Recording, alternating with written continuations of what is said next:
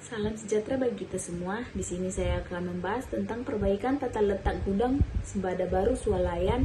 Saya Miriam Dani Pangaribuan dengan NIM 237025009 Universitas Sumatera Utara.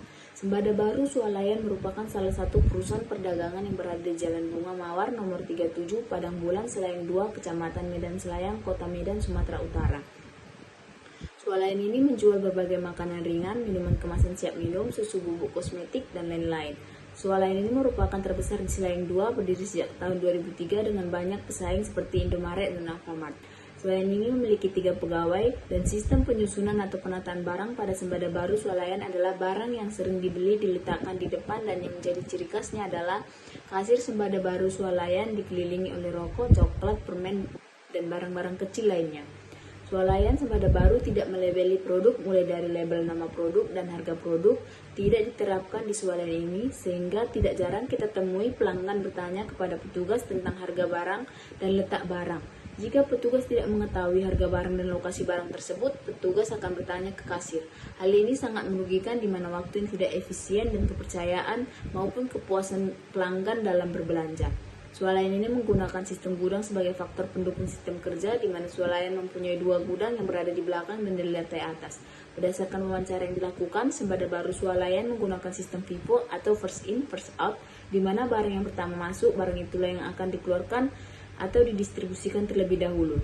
Aktivitas manajemen pergudangan gudang Swalayan Sembada Baru dibagi menjadi 3 kegiatan, yaitu menerima atau receiving, yang kedua penanganan atau handling, dan yang ketiga pengiriman atau shipping. Berdasarkan observasi yang dilakukan, diketahui bahwa fasilitas gudang yang dimiliki Sembada Baru Swalayan masih kurang rapi apabila dibandingkan dengan perusahaan yang telah menerapkan kebijakan tata letak dengan optimal serta mengidentifikasi adanya inefisiensi. Beberapa permasalahan yang biasa terjadi di gudang adalah kesulitan perpindahan barang, lamanya pencarian, serta pemborosan kapasitas gudang. Sebagian masalah ini dipicu oleh sistem gudang yang berantakan, perpindahan barang yang memakan banyak waktu yang mengakibatkan mahalnya biaya handling.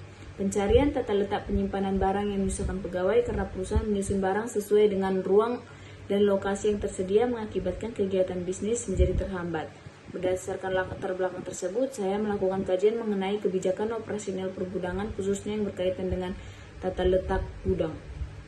Dapat dilihat fishbone diagram, di mana fishbone diagram perbaikan tata letak gudang ini dipengaruhi oleh faktor man, di mana yang pertama pegawai menunda untuk merapikan atau menyusun barang, yang kedua SDM divisi kurang, dan faktor yang kedua yaitu mesin, di mana alat pengangkutan masih manual yang menyebabkan banyak terjadi kerusakan, yang kedua itu pegawai belum approve di sistem. Dan untuk faktor yang ketiga yaitu metode, di mana yang pertama barang tidak tersusun, yang kedua penyimpanan berantakan, yang ketiga tidak menggunakan label nama produk dan harga produk, yang keempat penyusunan barang berdasarkan lokasi yang tersedia, yang kelima gudang dirasa kurang luas, yang keenam rak gudang kurang banyak.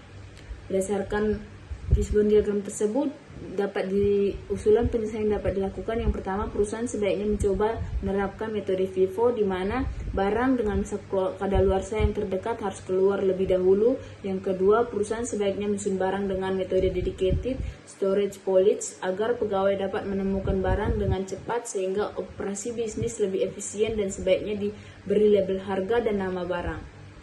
Untuk poin yang ketiga, persediaan Swalayan Sembada Baru sebaiknya barang yang jarang dikeluarkan disimpan di belakang, sedangkan untuk barang yang sering keluar berada di dekat pintu.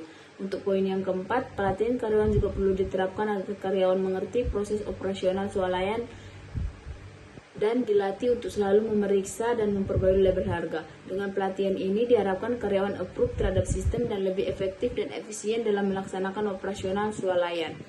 Demikian presentasi yang dapat saya lakukan. Saya ucapkan terima kasih.